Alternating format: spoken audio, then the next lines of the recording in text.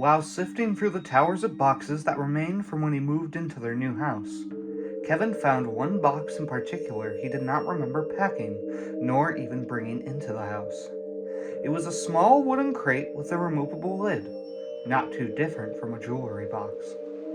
The box had no markings save for a few scratches around the edge of the lid and the remainder of the box. Kevin picked it up and examined the small box thoroughly. The box's weight seemed to indicate that it was empty, but when he shook it, it rattled as if it contained a massive amount of contents. Metal scraping up against glass, colliding with stone, and entangling with some sort of fabric. Kevin called out to his wife to see if she could identify the container, but he remembered that she went to the local store to purchase some new drapes for the window. Kevin was left with the box and his curiosity. He decided to open the box. He clenched his fingers of his left hand around the lid and his right around the body and pulled. The box would not open.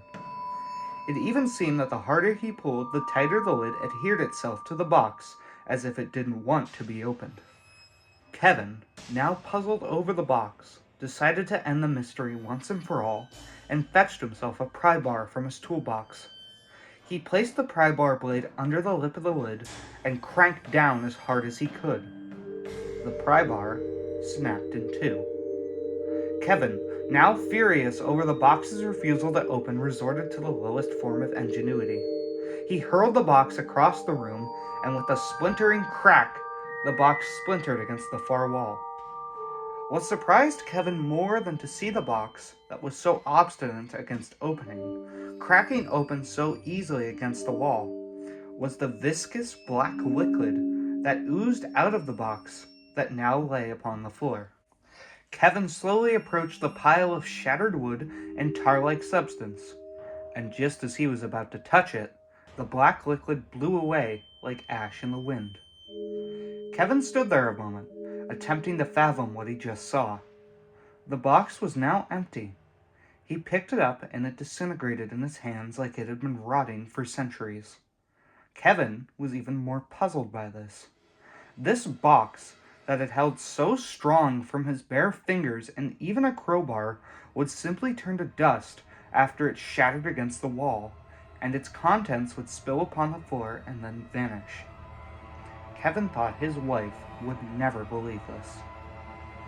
Kevin suddenly caught the scent of rotten meat as he spun around to unpack another box, only to see the wide eyes and black skin of the beast he had just released from its ancient prison.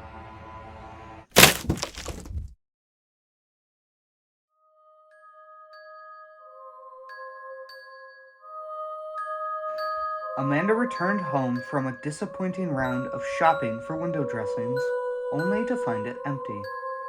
She was sure that her husband informed her that he would be busy most of the day unpacking boxes in the basement.